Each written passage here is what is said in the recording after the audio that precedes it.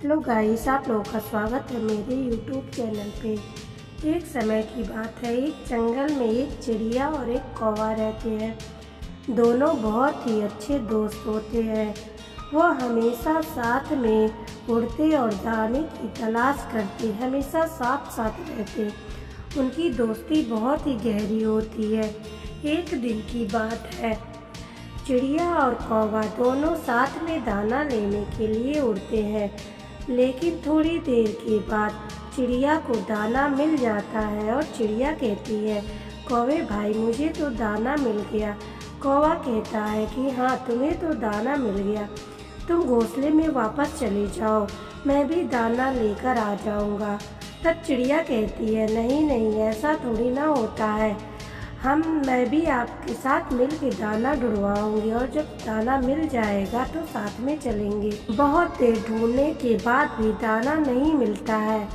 अब कौवा कहता है कि अब तो हम बहुत ही ज़्यादा थक गए हैं।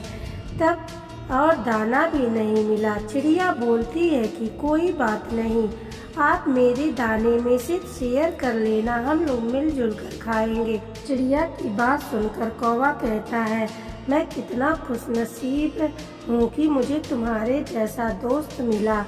अब दोनों अपने घोंसले में वापस आ जाते हैं। दूसरे दिन सुबह चिड़िया को कहीं जाना होता है। चिड़िया कौवे के पास आती है और कहती है, कौवा भाई मुझे कुछ काम से बाहर जाना है, क्या आप मेरे बच्चे का ख्याल रख लेंगे? कौवा कहता, हाँ क्यों नहीं, मैं तुम्हारे बच्चे का ख्याल रखूँगा। अब कौवा अपने बच्चे को लेकर चिड़िया के घोंसले में रहता है और उसका ख्याल रखता है। जब चिड़िया वापस आती है तब कौवे से को धन्यवाद बोलती है उसके बच्चे का ध्यान रखने के लिए। कुछ दिनों के बाद फिर कौवे को कहीं बाहर जाना होता है। तब कौवा चिड़िया से कहता है कि आज मुझे ज़रूरी काम है, मुझे थोड़ी दूर जाना है, तुम मेरे बच्चे का ध्यान रख लोगी तो मैं चला जाऊंगा। तो चिड़िया कहती है, हाँ ज़रूर, क्यों नहीं कौवे भाई, आपने भी तो मेरे बच्चे का ध्यान रखा था। अगर मैं आपके बच्चे का ध्यान रखूंगी तो मेरे लिए फ़क्र की बात है। तब कौवा इतना कह करके चला जाता है। अब टोनी चिड़िया अपने घोंसले में कौवे के बच्चे के साथ बैठ जाती है और उसका ध्यान रखती है। लेकिन थोड़ी देर के बाद वहाँ पे तेज आंधी चलने लगती है। आंधी तेज चलने की वजह से चिड़िया के दाने नीचे ज़मीन पर गिर जाता है।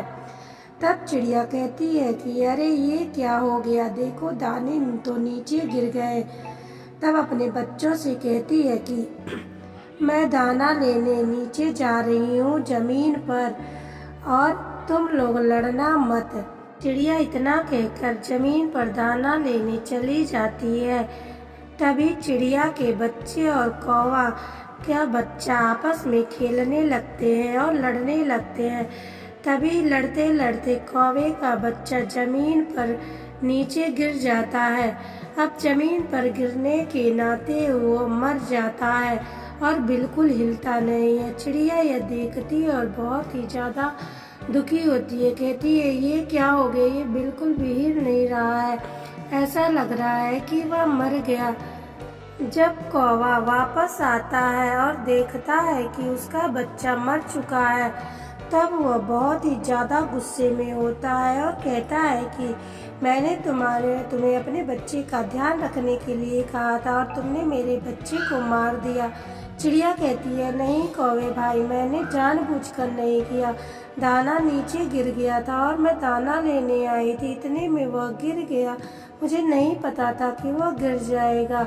तब कौवा कहता है कि तुम्हें दाना लेने की क्या ज़रूरत थी, अब तो मेरा बच्चा मर गया ना। और कौवा बहुत ही ज़्यादा गुस्से में होता है और कहता है कि अब मेरी और तुम्हारी दोस्ती ख़त्म, अब तुम कभी भी मेरे पास मत आना, मैं तुमसे नफरत करता हूँ। और इतना कहकर कौवा वहाँ से चला जाता है।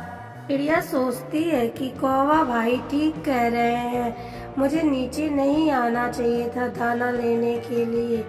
अब धीरे धीरे समय बीतता है और चिड़िया रोज कौवे से माफ़ी मांगती है, लेकिन कौवा उसको माफ़ नहीं करता। कहता है कि तुम्हारी मेरी दोस्ती खत्म, अब मैं तुमसे बदला लेकर ही रहूँगा, तुम चली जाओ यहाँ से। अब कौवा इसी तलाश में रहता है कि मैं चिड़िया से कैसे बदला लूँ। एक दिन की बात है, चिड़िया अपने घोंसले से कहीं गई रहती है, वो रहती नहीं है।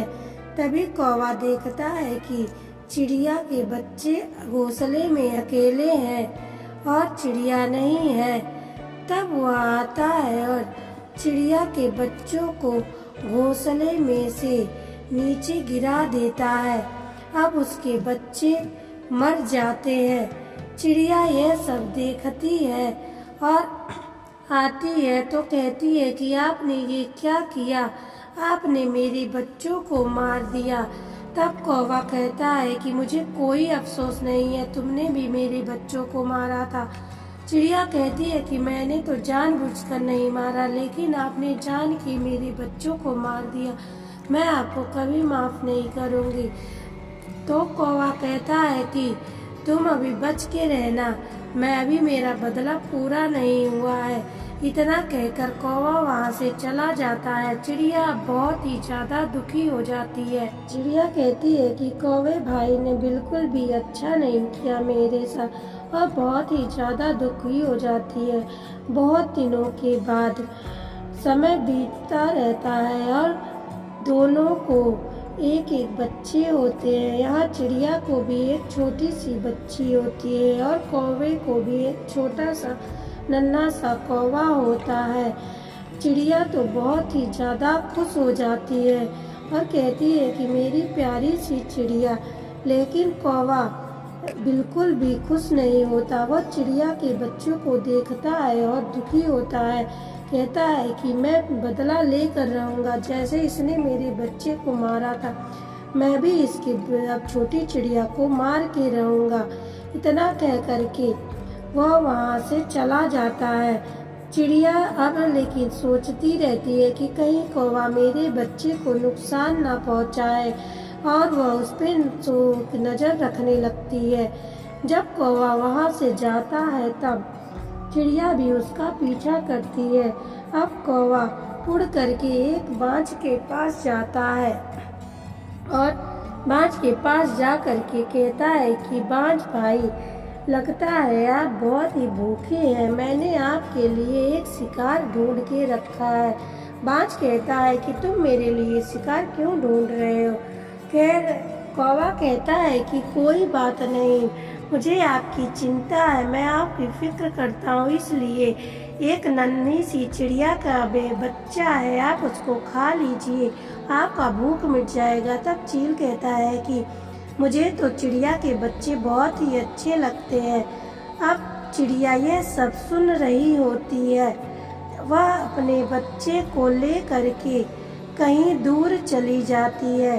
जब कौवा बाज को ले करके चिड़िया के घोंसले में आता है तो देखता है कि चिड़िया तो वहाँ पे रहती ही नहीं है। तब बाज कहता है कि तुमने मुझे धोखा दिया है, यहाँ तो कोई भी नहीं है, और तुमने मुझे खाना खिलाने का वादा किया था। अब मुझे बहुत ही तेज भूख लग रहा है, अब मुझे खाना चाहिए ही, अब मैं तुम्हारे बच्चे को खाऊंगा। तब कौवा कहता अरे नहीं नहीं, मैं झूठ नहीं बोल रहा था, अब मेरे बच्चे को मत खाना, यहाँ पे चिड़िया थी, लगता है वो कहीं चली गई। तब बाज कहता नहीं, अब तो मैं खा कर ही रहूँगा, और वह कौवे के घोंसले में जाता है और उसके छोटे से बच्चे को खाने लगता है। अब वह उसके बच्चे को मार करके खा जाता है। कौवा यह सब देखता रहता है और बहुत ही ज़्यादा दुखी होता है और सोचता है कि ये सब मेरे ही कर्मों का फल है।